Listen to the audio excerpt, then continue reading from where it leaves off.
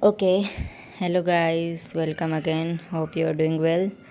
Today we are gonna learn about the fourth chapter of H.A. Robert philosophy, that is vital force in health and disease and recovery and cure. Video शुरू करने से पहले मैं बता दूँ, किसी को कुछ भी नोट्स लिखने की ज़रूरत नहीं है। ये नोट्स डिस्क्रिप्शन बॉक्स और कमेंट सेक्शन में एक लिंक दी जाएगी जहाँ से आप डायरेक्टली डाउनलोड कर सकते हैं।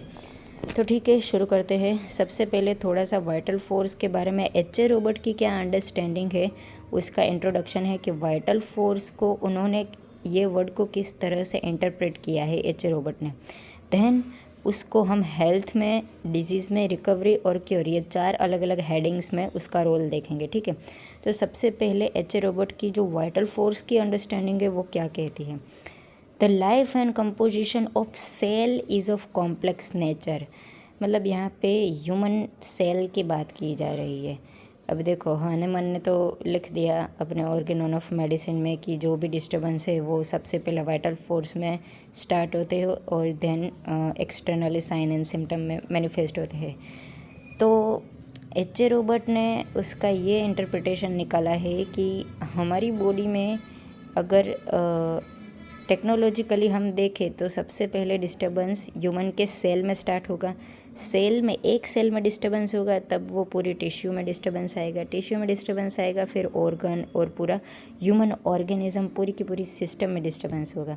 तो उन्होंने जो वाइटल फोर्स का मीनिंग निकाला है वो ह्यूमन सेल्स के लेवल पे जो डिस्टर्बेंस होता है उसमें निकाला है। ठीक है, तो इसीलिए यहाँ पे सेल्स की बात की जा रही है, ह्यूमन सेल्स की। तो life and composition of cell is of a complex nature. Cell का जो कंपोजिशन है और सेल का जो फंक्शन है, अंदर जो जेनेटिक मटेरियल है, जो ट्रांसक्रिप्शन हो रहा है, तो ये सारा पूरा फंक्शन बहुत ही कॉम्प्लेक्स नेचर का है, हमारी ह्यूमन लॉजिकल एबिलिटी से परे है, ऐसा कह सकते हैं। Animal protoplasm is capable of analysis which is beyond our comprehension.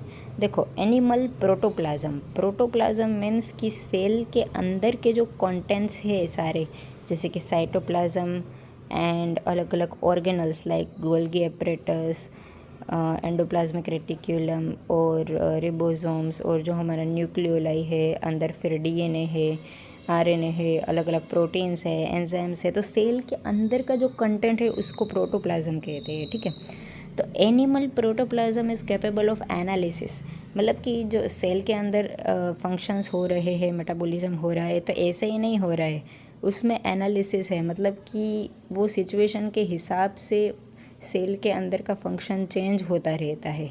ठीक है, किसी सिचुएशन में हाइपर फंक्शन स्टेट में होगा, किसी सिचुएशन में हाइपर फंक्शन में स्टेट होगा। और हमारे अंदर जो पूरे के पूरे मतलब सेल्स है, ऐसा नहीं है कि सभी सेल्स के अंदर के जो डीएनए है वो सारे के सारे डीएनए एक ही साथ एक्सप्रेस करेंगे, नहीं।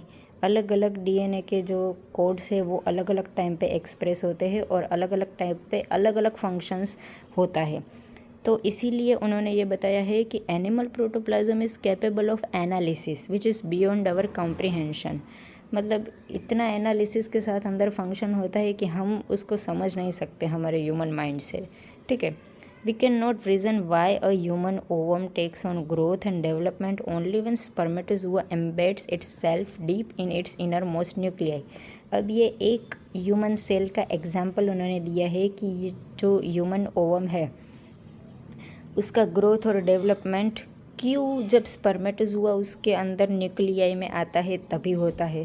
तो इसका कोई रीज़न नहीं कह सकता कि ऐसा ही क्यों होता है, राइट। मतलब हमने देखो बहुत सारा नॉलेज ले लिया है कि एक बार अगर स्पर्म और ओवम से दोनों मिलके जाइगोट बन गए, फिर एम्ब्रियो कैसे बनेगा, फिर उसमें से बेबी का ग्रोथ कैसे होगा, तो ये सारा तो नॉलेज हमने ले लिया है। लेकिन ये स्टार्ट ही क्यों हो रहा है, ऐसा ही क्यों हो रहा है कि स्पर्म आया तभी ग्रोथ स्टार्ट हुई, तभी ही डेवलपमेंट स्टार्ट हुई।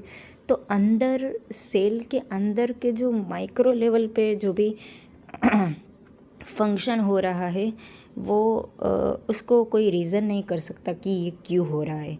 मतलब आज तक वो कोई समझ नहीं पाया है। तो इसी को H.A. रॉबर्ट ने वाइटल फोर्स के साथ कंपेयर किया है कि वाइटल फोर्स में भी तो हम ऑर्गेनॉन में ऐसा ही लिखते हैं ना कि वाइटल फोर्स को हम ऐसे समझ नहीं सकते, बस उसका डिस्टर्बेंस बाहर मैनिफेस्टेशन होता है साइन और सिम्टम के फॉर्म में, तभी हमें पता चलता है कि वाइटल फोर्स डिस्टर्ब हुआ है। तो ऐसे ही सेल्स के अंदर माइक्रो लेवल पे क्या हो रहा है, नॉर्मल फंक्शन, डेवलपमेंट और इवन डिजीज्ड स्टेट में क्या हो रहा है, ये सब हम ऐसे समझ नहीं सकते, देख नहीं सकते कि ऐसा क्यों हो रहा है। बस हम उनको बाहर साइन और सिम्टम्स से समझ सकते हैं कि डिस्टर्बेंस किस तरह का हुआ है, लेकिन डिस्टर्बेंस क्यों हो रहा है वो ये कोई नहीं समझ सकता। तो ऐसे ही उन्होंने पहले ये ओवम, ह्यूमन ओवम का एक एग्जांपल लेके ऐसा क्वेश्चन किया है कि क्यों ह्यूमन ओवम का डेवलपमेंट और ग्रोथ स्पर्मेटोजुआ आता है तभी होता है, ठीक है। देन उन्होंने लिखा है कि it possesses some hidden vital function that compels it to develop and grow. देखा, कुछ तो ऐसे हिडन वाइटल फंक्शन है जो अभी तक हम समझ नहीं पाए हैं, या हमारी टेक्नोलॉजी इतने लेवल तक नहीं पहुंची है कि वो समझ सके, ठीक है।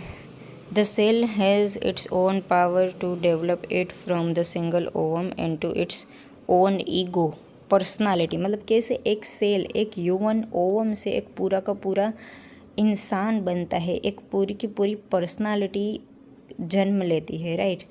तो वही बताया है कि ये वाइटल फोर्स का जो फंक्शन है वो इतना सॉलिड है कि एक ही सेल में से इतना सारा ग्रोथ हो जाता है।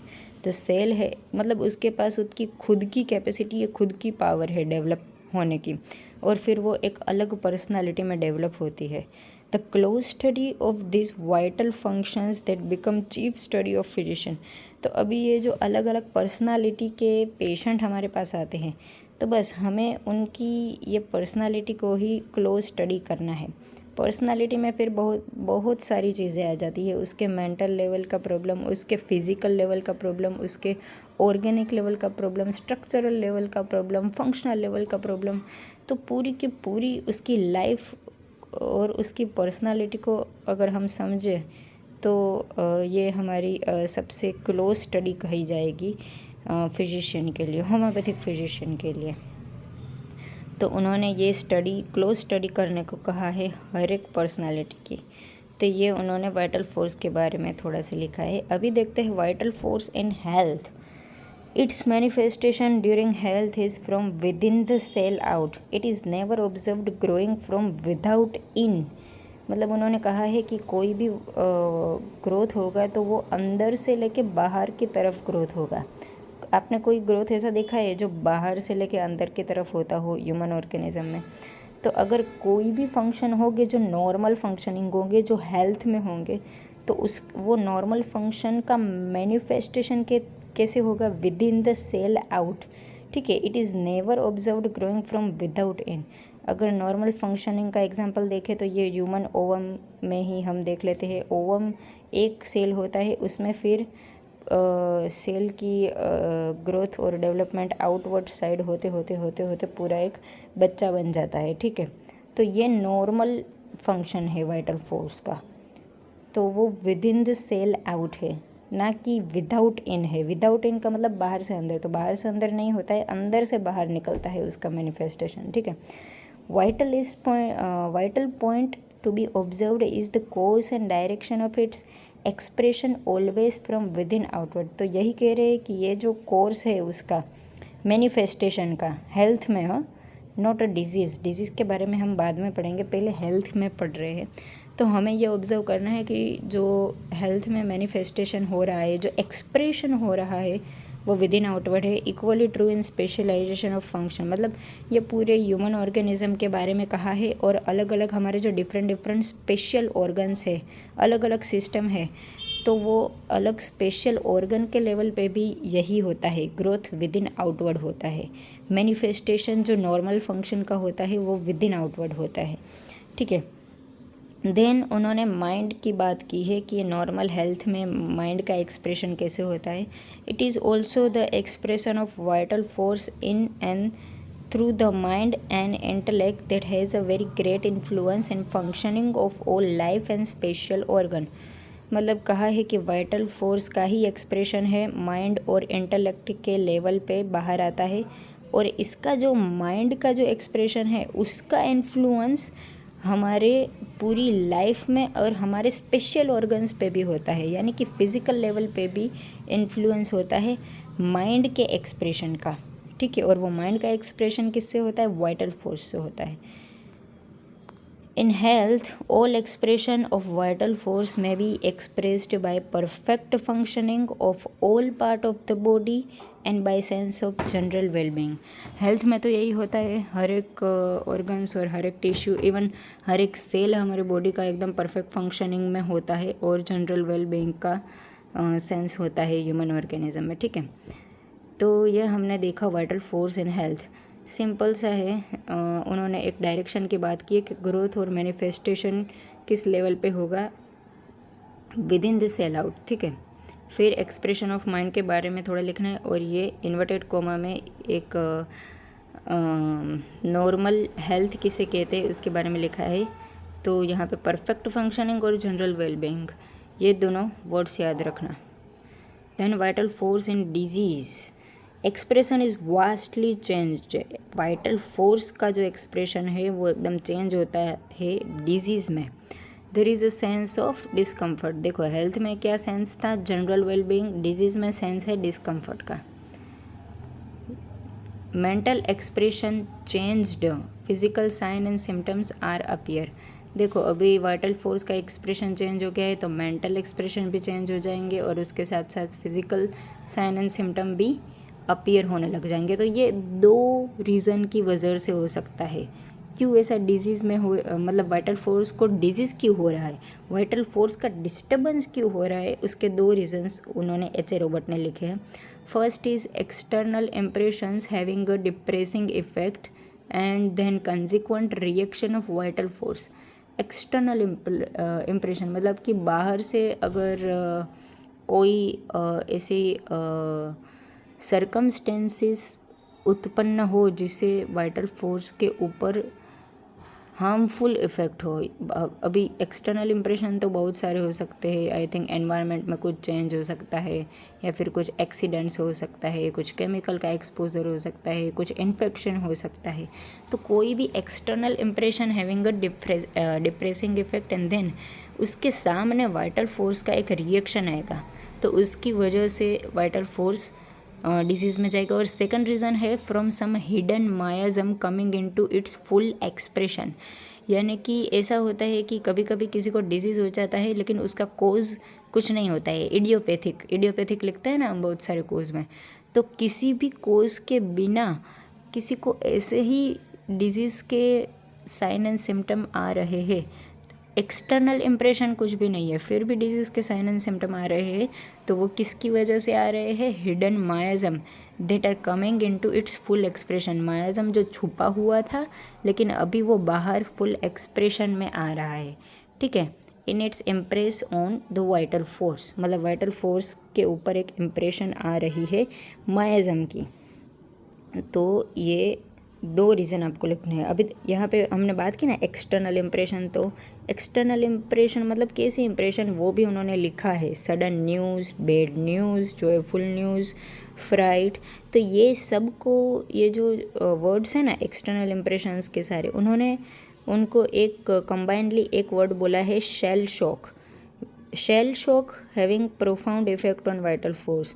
तो ये एक्यूट डिजीज़ की बात हो रही है कि जहाँ पे सडनली कुछ डिप्रेसिंग इफ़ेक्ट होता है कुछ एक्सटर्नल इम्प्रेशन से, जिसको उन्होंने शेल शॉक का नाम दिया है, और उससे वाइटल फोर्स के ऊपर प्रोफाउंड इफेक्ट होती है। तो ये उनके वर्ड्स यहाँ पे लिखने हैं, ठीक है। फिलोसॉफी में यही है कि हमें पता तो सब कुछ है लेकिन उनके अंडरस्टैंडिंग और उनके वर्ड्स के थ्रू हमें एक्सप्रेस करना है। तो ये शेल शॉक उनका वर्ड आना चाहिए, ठीक है। All of these external force when in conjunction with an already disturbed vital force manifested in a trail of symptoms which are expressed in different way in individual। देखो अभी acute disease के बारे में ही ये लिखा है। क्या लिखा है कि जब एक्सटर्नल फोर्स हमारी बॉडी में आता है और वाइटल फोर्स के ऊपर इफ़ेक्ट करता है तो वाइटल फोर्स ऑलरेडी पहले से ही डिस्टर्ब्ड होगा। और वो डिस्टर्ब किससे होगा? हमारे अंदर जो हिडन मायाज़म है, जो इनहेरिटेड आए हैं, राइट। तो ऑलरेडी डिस्टर्ब्ड वाइटल फोर्स ही है, लेकिन वो मायाज़म अभी हिडन है। लेकिन अगर कुछ बाहर से एक्सटर्नल फोर्स आया और ऑलरेडी डिस्टर्ब्ड वाइटल फोर्स के ऊपर उन्होंने हमला किया, तो फिर बहुत सारे सिम्टम्स की चेन शुरू हो जाएगी उस बंदे के अंदर या फिर उस बंदी के अंदर। ठीक है, तो यही लिखा हुआ है, लेकिन इंग्लिश में थोड़ी फिलोसॉफिकल लैंग्वेज में लिखा हुआ है। फिर से पढ़ते हैं। All of this external force when in conjunction with already disturbed vital force manifestation in a trail of symptoms which are expressed in different way in different individuals। अलग अलग इंडिविजुअल में अलग अलग सिम्टम्स से वो एक्सप्रेशन होगा। Then acute disease के बारे में उन्होंने लिखा है कि एक्यूट डिजीज़ को हम कैसे कैसे कह सकते हैं कि ये एक्यूट डिजीज़ है। डिस्टर्ब्ड वाइटल एनर्जी पहले से ही डिस्टर्ब होगी और उसके साथ फिर एक्सटर्नल इम्प्रेशन का कांटेक्ट होगा। कौन से external impression? Excessive joy, fright, anger, zymotic disease, what we call acute disease. तो ऑलरेडी डिस्टर्ब वाइटल फोर्स होगा, उसमें ये एक्सटर्नल मैनिफेस्टेशन आएगा और जिससे एक्यूट डिजीज़ होगा। वोल्केनिक एक्शन यानी कि एकदम सडन वायलेंसी वाला डिजीज़ होगा। एक्सेसिव सडनली बहुत सारा डिजीज़ हो जाएगा। एक्यूट में तो यही होता है। तो उन्होंने एक वर्ड दिया है उसके लिए, वोल्केनिक एक्शन होगी हमारी बॉडी में, यानी कि सडन डिजीज़ वाली स्टेट आ जाएगी। तो ये वोल्केनिक एक्शन वाला वर्ड भी आना चाहिए। ठीक है। देन उन्होंने कहा है first outward and visible sign of disturbed vital energy. ये जो एक्यूट डिजीज़ है ये first outward and visible sign हो सकते हैं वाइटल एनर्जी, क्योंकि अभी तो हर एक ऑर्गेनिज्म में इनहेरिटेड मायाज़म ही होता है। तो ज़रूरी नहीं है कि सबका वो क्लासिकल्स हो रहा के प्राइमरी मैनिफेस्टेशन लेप्रेसी और वो आए। डायरेक्ट कोई भी अगर एक्यूट मैनिफेस्टेशन भी आ सकता है और वही फर्स्ट विजिबल साइन हो सकता है डिस्टर्ब वाइटल एनर्जी का। He compares it to the disturbance that take place in water, ponds and reservoir. अब देखो ये कंपेयर कर रहे हैं। अगर हमने देखा होगा कि किसी नदी या दरिया में सी की बात करें, बीच की बात करें, तो वहाँ पे अगर बहुत सारा कचरा जम जाएगा तो वो सी में क्या होगा, वहाँ पे बहुत सारी लहरें शुरू हो जाएंगी, ऊपर नीचे ऐसी बहुत ऊंची ऊंची लहरें जाएगी और उसके अंदर का पूरा जो कचरा है वो बाहर फेंक जाएगा। तो ऐसे ही होता है जब वाइटल फोर्स हद से ज़्यादा डिस्टर्ब हो जाता है तो वो अपने जो डिस्टर्बेंस है वो बाहर निकालने की कोशिश करेगा, बाहर फेंकने की कोशिश करेगा। तो इसलिए उन्होंने ये कंपेयर किया है वाटर के डिस्टर्बेंस और वाइटल फोर्स के डिस्टर्बेंस को। He compares it to the disturbance that take place in water, ponds and reservoir suddenly begins to heave. Heave मतलब कि जो लहरें ऊपर नीचे होती है उसको हीव बोलते हैं। ठीक है। Suddenly begin to heave seemingly without cause and throw upward their pathogenic formation. अब वाटर के पैथोजेनिक फॉर्मेशन क्या होंगे? उसके अंदर के जो कचरे होंगे, जो बहुत सारे फॉर्मेशंस उसके अंदर हो जाते हैं। ठीक है। तो ये वाटर वाला पॉइंट लिखना है आपको। Then nature's method to remove fundamental miasm that have been long buried. मतलब कि ये ऊपर ही उन्होंने समझाया ना कि जब वाइटल फोर्स में एक हद से ज़्यादा मायाज़म का इन्फ्लुएंस हो जाएगा तब वो बाहर निकालेगा अपने सारे डिस्टर्बेंस को एक साइन एंड सिम्टम के रूप में। तो ये नेचर की मेथड है to remove fundamental miasm that have been long buried. अंदर अगर कोई मायाज़म बरीड हो रहा है तो उससे फिर रिमूव करने के लिए ये नेचर की मेथड है कि वो उसे बाहर थ्रो करेगी। तो ठीक है, ये हमने हेल्थ में देख लिया, फिर डिजीज़ में देख लिया। अभी हम किस में देखेंगे? वाइटल फोर्स इन रिकवरी। अब देखो यहाँ पे दो टॉपिक है, एक है vital force in recovery and एक है वाइटल फोर्स इन क्योर। ये दोनों अलग अलग है, इसको मिक्स मत करना है। रिकवरी मतलब कि वाइटल फोर्स जो है वो खुद से ही ठीक हो रहा है, उसमें कोई हमने बाहर से कुछ मेडिसिन या रेमेडी का असिस्टेंस नहीं दिया है। ठीक है। और क्योर में क्या होगा, हम रेमेडी देंगे और वाइटल फोर्स की हेल्प करेंगे तब वो ठीक होगा। तो ये हमेशा याद रखना। वाइटल फोर्स एंड रिकवरी हम पहले देखेंगे। तो इन एक्यूट मैनिफेस्टेशन, अब एक्यूट मैनिफेस्टेशन में वाइटल फोर्स कैसे अपने आप को ठीक करने की कोशिश करेगा। The vital function are restored to complete harmony by and through their own power. Acute disease में तो वाइटल फोर्स मोस्टली अपने खुद के पावर से ही रिस्टोर हो जाएगा। Note and observe the disappearance of symptom in reverse order. और अगर हमें इसे किसी में देखना है ना कि ये सच में इसका जो एक्यूट डिजीज़ है वो सच में ठीक हो रहा है या फिर जस्ट एक सप्रेशन की स्टेट में जा रहा है, तो हमें उसके जो सिम्टम है उसके डिसअपियरेंस को रिवर्स ऑर्डर में देखना होगा। अगर रिवर्स ऑर्डर में उसको डिजीज़ के सिम्टम डिसअपियर हो रहे हैं तो हम समझ सकते हैं कि ये वाइटल फोर्स की रिकवरी का फेज़ चल रहा है। फिर उन्होंने एग्जाम्पल दिया है eruptive fevers, the rash appearing last is the first symptom to appear is the last to disappear. यही कहा है कि अगर रैशिश हो जाएगा फीवर में तो जो सबसे पहले रैश आएगा वो उसका सबसे पहला सिम्टम होगा, तो वो लास्ट में वो रैश जाएगा। ठीक है, थोड़ी सी कॉम्प्लेक्स इंग्लिश उन्होंने लिखी हुई है क्योंकि ये उनकी फ़िलोसॉफी है, तो थोड़े से उनके वर्ड्स और उनकी टाइप की हमें इंग्लिश लिखनी है।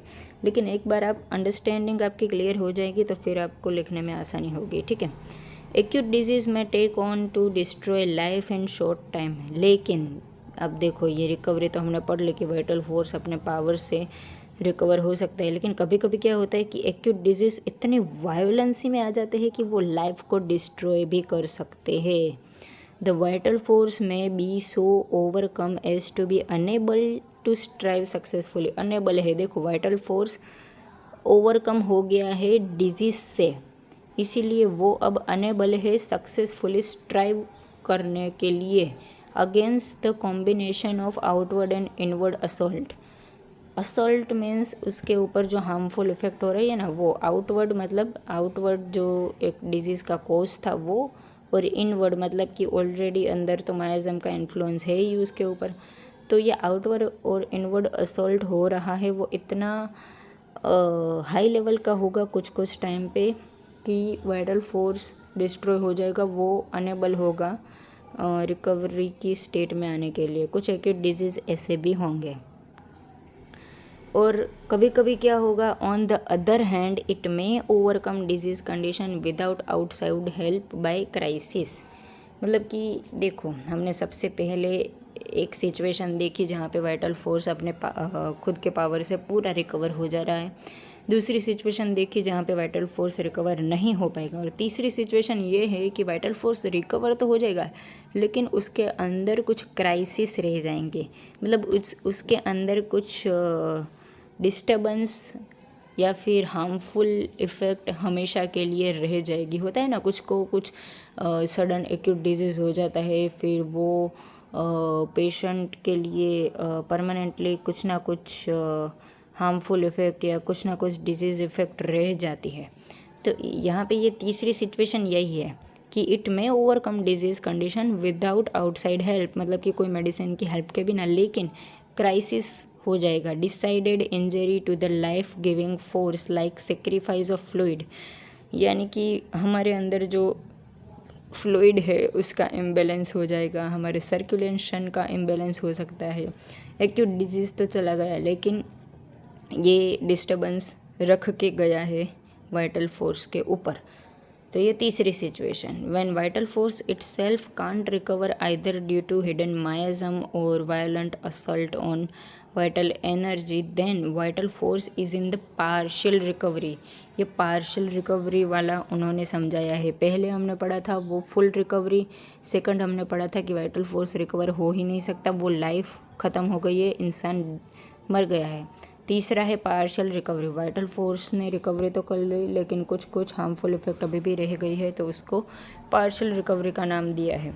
Vital force pushes the invader out, skin manifestation, catarrhal disturbance, पस एब्सेस। अभी देखो, वाइटल फोर्स के ऊपर अगर कोई डिस्टर्बेंस हुआ तो वो बाहर मैनिफेस्टेशन कैसे लाएगा, स्किन मैनिफेस्टेशन हो गए, कैटारल डिस्टर्बेंस हो सकते हैं और पस एब्सेस फॉर्मेशन हो सकता है। तो ये एक्यूट डिजीज़ में हमने 3 सिचुएशन देखी। ठीक है, अभी बात करते हैं क्रोनिक डिजीज़ में वो कैसे रिकवरी होगी। रिकवरी हो ही नहीं सकती क्रोनिक डिजीज़ में, वाइटल फोर्स हमारी होम्योपैथिक मेडिसिन के असिस्टेंस के बिना रिकवरी नहीं कर सकता, ऐसा H.A. रॉबर्ट कह रहे हैं। In chronic disease recovery can never be done on vital force itself. The homeopathy remedy assist in the cure because it represent a superior force. Homeopathic remedy assist कर सकती है vital force को और cure करा सकती है, क्योंकि homeopathic remedy क्या है, सुपीरियर फोर्स है, हमारे डिजीज़ फोर्स से थोड़ा सा ज़्यादा फोर्स है उसमें, इसलिए उसको सुपीरियर फोर्स कहा गया है। No cure takes place unless a superior force is exhibited, मतलब क्रोनिक डिजीज़ में क्योर हो ही नहीं सकता जब तक कि हम उसके जैसा और उससे सुपीरियर कोई पावर दे न दे तब तक। The most potent force in the world of medicine is potentised remedy. अब देखो हमने ऐसे फोर्स की बात की ना अभी कि क्योर किससे पॉसिबल होगा, कोई सुपीरियर फोर्स होगा उससे। तो सुपीरियर फोर्स कौन सा है वर्ल्ड में सबसे अच्छा, potentised remedy, more potent by far than is the disease condition, मतलब कि डिजीज़ कंडीशन से ज़्यादा पोटेंट है, ज़्यादा सुपीरियर पावर है पोटेंटाइज्ड मेडिसिन में, इसीलिए वो सुपीरियर पावर कहा जाता है। तो ये हमने रिकवरी देखी क्रोनिक डिजीज़ में। एक्चुअली रिकवरी हो ही नहीं सकती, लेकिन हम रिकवरी ला कैसे सकते हैं, पोटेंटाइज्ड मेडिसिन से, ये उन्होंने कहा है। तो ये हमने देख लिया वाइटल फोर्स इन रिकवरी। अभी लास्ट है vital force in cure. The symptom of deranged vital function always disappear in the reversed order of their appearance in chronic in acute both, मतलब कि क्रोनिक डिजीज़ और एक्यूट डिजीज़ दोनों में ये जो disappearance वाला सीक्वेंस है ना, रिवर्स ऑर्डर वाला सिम्टम, ये हमेशा एक्यूट और क्रोनिक दोनों में फॉलो होगा। तो देखो, अगर आप एच ए रॉबर्ट की फिलोसॉफी का ये चैप्टर लिख रहे हैं तो ये जो क्योर की डायरेक्शन है वो आपको लिखनी है, क्योंकि इसके बारे में again and again H A Robert बोल रहे हैं। आगे भी उन्होंने बताया था जो रिकवरी वाला पॉइंट था उसमें भी, और यहाँ भी वो क्योर वाले पॉइंट में भी बता रहे हैं कि अगर वाइटल फोर्स क्योर होगा तो उसका जो फेज़ होगा क्योर वाला वो रिवर्स ऑर्डर में होगा डिजीज़ के साइन एंड सिम्टम से, ठीक है। Vital point of observation is sequence of symptom, हमें पेशेंट में ये जो सिम्टम का सीक्वेंस है वो ऑब्जर्व करना है। क्योर मीन्स, मतलब उनके हिसाब से क्योर क्या है, complete eradication of diseased states and complete eradication of symptoms and a return to condition of normal vigorous health, ठीक है। वेरी सिंपल, इसमें तो कुछ कॉम्प्लेक्स इंग्लिश यूज़ नहीं की है। इराडिकेशन हो जाएगा डिजीज़ प्रोसेस का और सिम्टम का, और नॉर्मल हेल्थ वापस आ जाएगी। Just as no growth and development can take place from outside inward, so no hope of cure can be held that moves in a contrary direction. देखो, वापस से उन्होंने डायरेक्शन ऑफ क्योर के बारे में एक स्टेटमेंट लिखा है कि जैसे कि अगर हम कोई भी चीज़ का ग्रोथ देखें, किस चीज़ का एग्जांपल दूँ मैं आपको, बीज, अगर आप कोई पौधे का बीज लो और फिर बीज को ग्रोथ देखो तो वो कैसे होता है, बीज के अंदर से बाहर वो प्लांट का ग्रोथ होता है, ठीक है।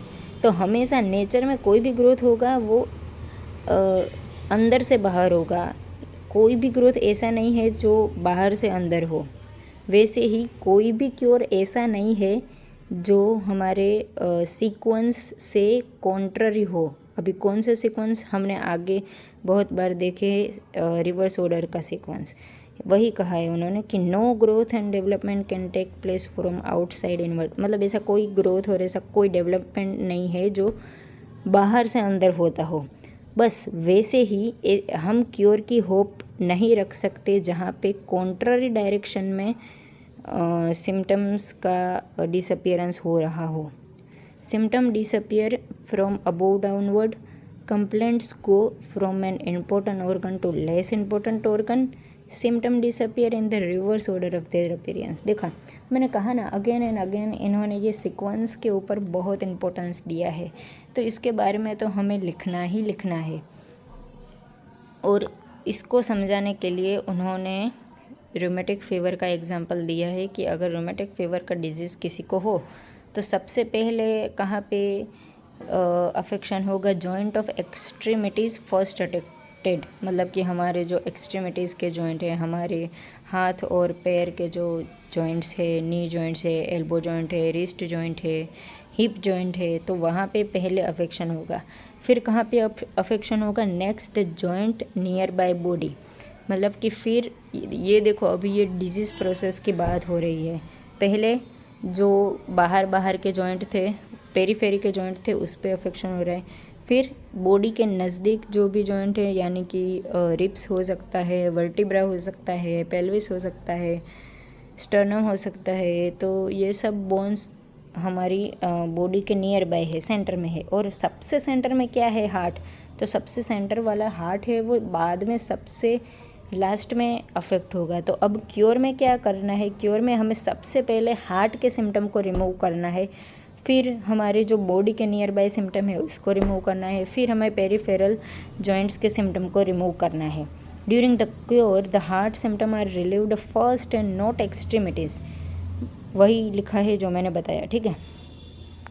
फिर उन्होंने ड्रग प्रूविंग से कंपेयर किया है कि ये तो हमने डिजीज़ प्रोसेस की बात की, एक्चुअल डिजीज़ प्रोसेस में ऐसा होता है, लेकिन ड्रग प्रूविंग में भी ऐसा ही होता है।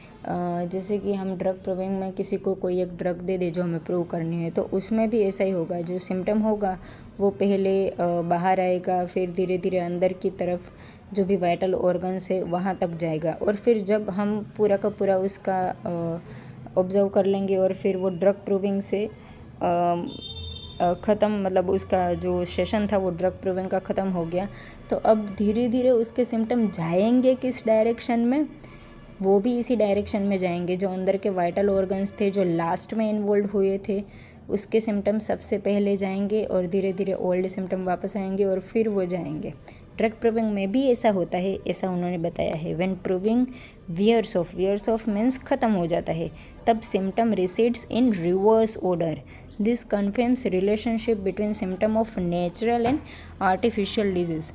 तो हम बताते हैं ना कि होम्योपैथिक मेडिसिन ऐसी होनी चाहिए जो हमारे डिजीज़ प्रोसेस के जैसी ही हो, लेकिन थोड़ी सी सुपीरियर हो पावर में। तो बस यही है कि रिलेशनशिप तो है नेचुरल और आर्टिफिशियल डिजीज़ में, क्योंकि वो सेम डायरेक्शन में अपना कोर्स ऑफ सिम्टम दे रहे हैं। Potentised remedy follows the same cycle, same action under same laws, ठीक है। During treatment if new symptom appear do a careful questioning and find out if these are old symptom returning.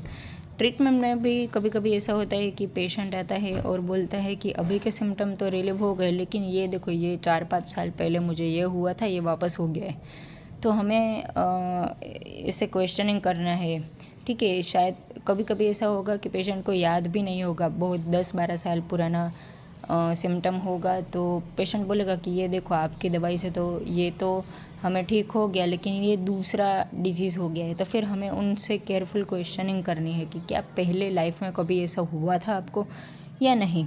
If there are old symptoms don't interfere the action of medicine, और ये old symptom है उनके disease के, तो फिर हमें medicine के action में इंटरफेयर नहीं करना है। मेडिसिन अपने तरीके से अच्छे से एक्ट कर रही है। The patient will lose the symptom in order of direction of cure, मतलब कि धीरे धीरे ये सिम्टम भी चले जाएंगे डायरेक्शन ऑफ क्योर के हिसाब से, ठीक है। तो ठीक है, यहाँ पे हम ख़त्म करते हैं। सबसे पहले हमने देखो ये पहले पेज में वाइटल फोर्स का जो इंट्रोडक्शन है वो लिखा है ह्यूमन सेल्स के एग्जांपल के थ्रू, देन हेल्थ में, देन रिकवरी में, हेल्थ में, फिर डिजीज़ में, फिर रिकवरी में और फिर क्योर में, ठीक है। कमेंट सेक्शन में ज़रूर बताइएगा कि और कौन से चैप्टर या फिर टॉपिक पे आपको फ़िलोसॉफ़ी के नोट्स चाहिए, ठीक है। तब तक के लिए tata, bye bye, see you.